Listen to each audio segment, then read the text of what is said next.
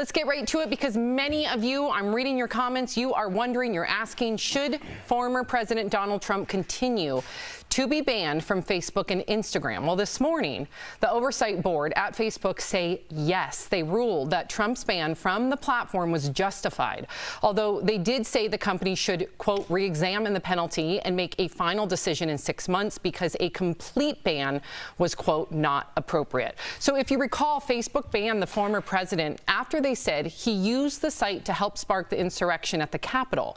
Meantime, Mr. Trump has launched his own platform. There it is right there. It's a blog where he's able to post his comments and thoughts, and then others can actually retweet or tweet his thoughts or put them on Facebook so they speak for him. So DBL Nation, gotta hear from you on this one. We're gonna read your comments. We wanna know what you think. Should the former president continue to be banned from Facebook? Yes or no? Go to dblvote.com to weigh in. Jeff, what do you think? What do you think, white guy, about Trump's story? We're back. It's good to be back. Welcome. Here we go. I'm back, everybody. All right, so here we go.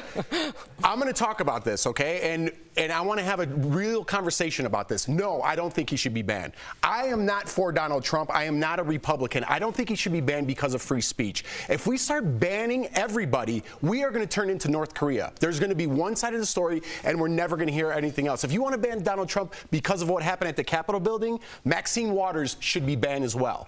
Now, people are going to say, now you're just getting into a race issue, and people are going to say you're a racist. We cannot have a conversation anymore if we keep throwing a Trump card on everything. And that has nothing to do with Donald Trump. I'm talking about the card game.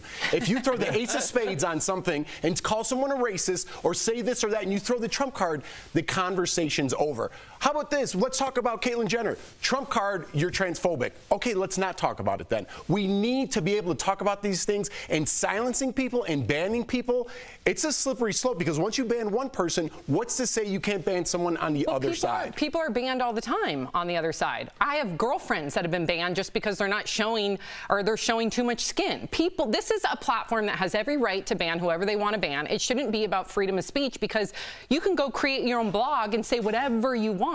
This is, unfortunately, this has become a place where people believe it to be news. They read a headline, they're influenced by that headline. If that headline incites violence, there should be repercussions. And I'm going to say something very unpopular here.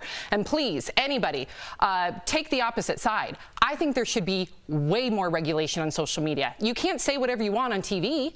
Well, social media is the new TV. So why can you say whatever the hell you want on social media? And you you're going right into my point because I agree with that. Jeff, I'm going to sit down at the card table with you and take all the cards off the table. No Trump card. This is just us talking. All right. And this is more about history. About social media. Yeah, this is more about, social media plays into it, Sam.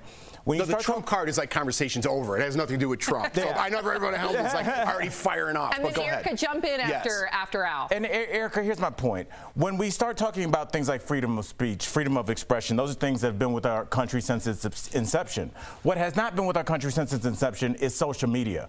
We have never had a platform where not only can you say something or write something and reach millions of people over and over, 3 or 4 times a day, and it sits there in perpetuity for years and years, influencing generations to come, and us not having a way to retract that. To fact, how many times have the 3 of us, Erica at home, been like, hey, last segment I said that so-and-so won the Super Bowl in 2018, that was actually this team. You know, we're allowed to retract things, but you don't do that in social media. So that's where I'm coming with this, Erica, is like, this is such a new platform, maybe 20 years, that we're still figuring it out, and I don't know if all of our rights apply. It's too big to regulate. I want to hear from Erica. It needs regulation. Erica, for it, against it? I'm for the ban because people are banned every day, whether you know it or not. Shadow bans are very much a real thing. If you say something and you're inciting violence or racism or something that is to the oppression, suppression, or possibly life-threatening to someone else, you can be banned. Now, that could be a silent ban where your things just aren't showing up for a while, and maybe you only have 20 followers, so it doesn't mean anything. But when you start talking about people who have 20 million, hundreds of millions, you know, big platforms, then that becomes problematic. Social media is not a right. It's not as though it's written in the Constitution. Everyone wants to talk about freedom of speech. Of course, speech should be free, but you can't go into people's private residences, private homes. You can't go anywhere and just say whatever you want.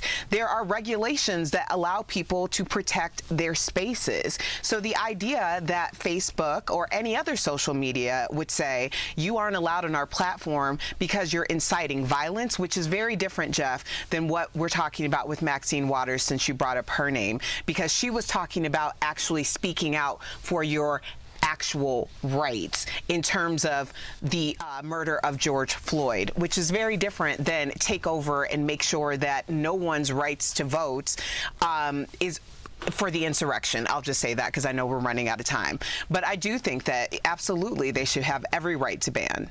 All right, well, listen, I know we got to move on, but we're not going to. So what I want to say back to Maxine Waters is she said get more confrontational in these streets. That's inciting violence. I'm not making this racial at all, Erica. I'm not supporting Donald Trump for what he said either. That was wrong, and so was Maxine Waters. But we need to come to the table and have that conversation instead of people jumping from one side to the other. I'm on this side, I'm on that side.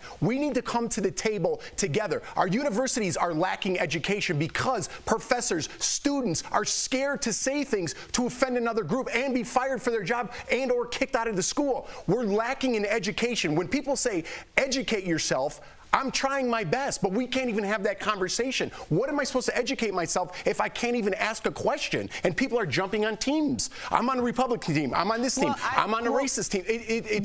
We need to all come to the table together. Sorry. But Jeff, what we're talking about isn't race in this moment. And when we talk about institutions of education, you're seeing it from this side because that's what's being amplified right now. As someone whose mother taught in educational institutions and higher education institutions for over 30 years, I can tell you the other side has been represented for quite some time. It's the idea that there are people coming to the forefront and being confrontational. Being confrontational can also mean being very much able to articulate your words, to be able to get your message across. Now, if that's confrontational to people, I think that's very different than getting violent and going and taking over the Capitol. So I just want to be really careful about how we're conflating all of these issues. We are out of time. I'm looking at the comments, though, really quickly. They mirror both sides. A lot of people think it's a slippery slope. Other people think that regulation needs to happen now. 57% of you believe, yes, the former president should be banned. And for the record, for myself, I'm not supporting Donald Trump. I'm supporting free speech here. That's what we're talking about, so don't get it twisted. Important to clarify.